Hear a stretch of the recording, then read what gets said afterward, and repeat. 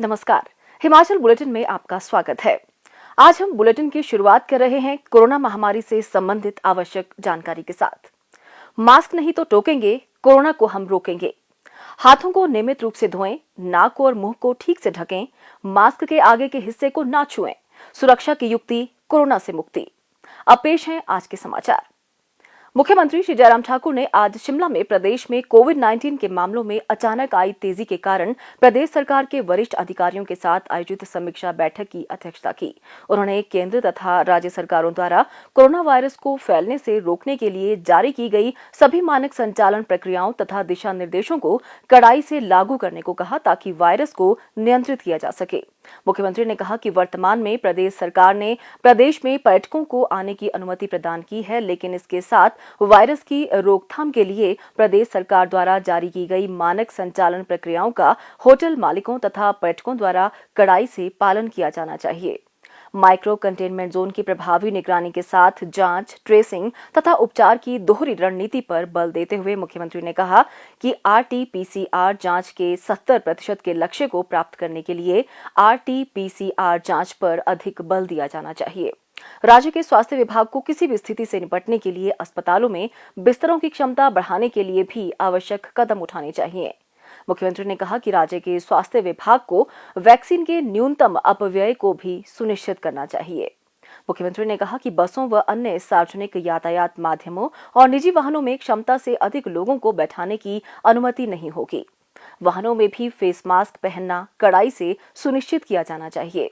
मुख्यमंत्री ने कहा कि मानक संचालन प्रक्रियाओं के उल्लंघन में शामिल लोगों के विरुद्ध भी कड़ी कार्रवाई की जाएगी।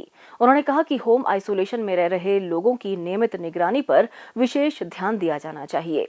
जैसे ही लोगों में कोई लक्षण पाया जाए, उन्हें तुरंत जांच के लिए प्रेरित किया जाना चाहिए ताकि उन्हें बिना विलंब के उपचार प्रदान किया जा सके। श्री जयराम ठाकुर ने कहा कि सूचना, शिक्षा एवं संप्रेषण पर विशेष बल दिया जाना चाहिए, जिसमें फेस मास्क के उपयोग, सामाजिक दूरी तथा किसी भी प्रकार के जुकाम जैसे लक्षण दिखने पर चिकित्सक को दिखाना शामिल किया जाना चाहिए। मुख्यमंत्री ने कोविड-19 के बढ़ते मामलों के दृष्टिगत प्रदेशवासियों से सभी मानक संचालन प्रक्रियाओं तथा दिशा निर्देशों का पालन करने की अपील की।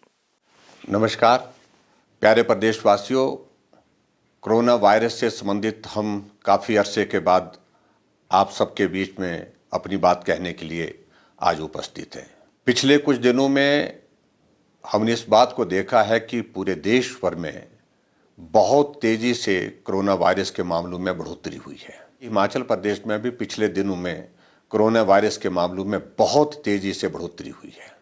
अब की बार ये देखने में आया है कि ये वायरस एक तो तेज़ी के साथ संक्रमण फैला रहा है और दूसरे इस बात को भी हमने देखा है कि डेथ भी बहुत ज़्यादा पूरे देश भर में भी, और उसके साथ हम हिमाचल प्रदेश में अगर हम देखें तो हिमाचल प्रदेश में भी बहुत तेज़ी से मृत्यु दर में भी बढ़ोतरी हुई है, जो हमारे लिए चिंता का विषय है।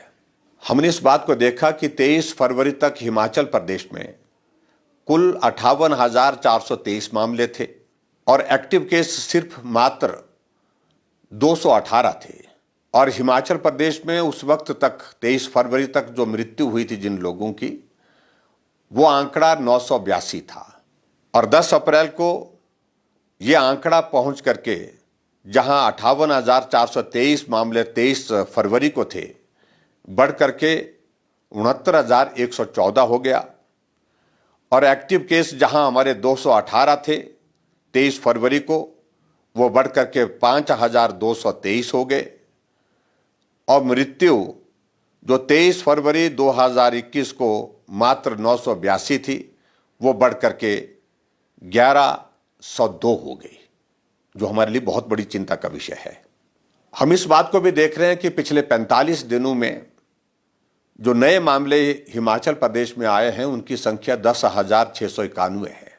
और उसके साथ जो मृत्यु जिन लोगों की हुई है, 45 दिनों में 120 लोगों की मृत्यु हुई है, जो हमारे सबके लिए चिंता का विषय है।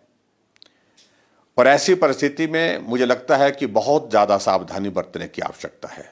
पिछले साल हमने इस वायरस का असर छोटी आयु और नौजवानों के बीच में कम देखा था, लेकिन अब की बार हमारे लिए चिंता का विषय और भी ज़्यादा है कि इसमें स्कूल में पढ़ने वाले बच्चे और उसमें कम आयु के हमारे नौजवान साथी, उनके बीच में भी संक्रमण बहुत तेजी से फैला है। ऐसी परिस्थिति में हमें अब बहुत बड़ी सावधानी के साथ काम करने की आवश्यकता है। हालांकि पूरे देश भर में कोरोना वायरस के खिलाफ वैक्सीन का अभियान सफलतापूर्वक चल रहा है और हिमाचल प्रदेश में भी हम कोरोना वायरस के खिलाफ इस वैक्सीन के अभियान को बहुत तेजी से आगे बढ़ा रहे हैं। लेकिन वैक्सीन उपलब्ध होने के पश्चात भी हमको वही सावधानियां गंभीरता के साथ लागू करने में सहयोग करना चाहिए, चाहे वो स्वयं अपने ऊपर है, चाहे वो साथ में हमारे समाज के ऊपर है। इसमें हम आप सबका सहयोग चाहते हैं। मुझे इस बात की भी प्रसन्नता है कि आप सबका हिमाचल प्रदेश में बहुत बड़ा सहयोग, जब हमारा कोरोना वायरस का वो पहला दौर चला था उसमें बहुत बड़ी मदद मिली है। लेकिन अब की बार का ये दौर और भी ज़्यादा गंभीर दिखता है क्योंकि इसका स्प्रेड, इसका संक्रमण बहुत तेज है।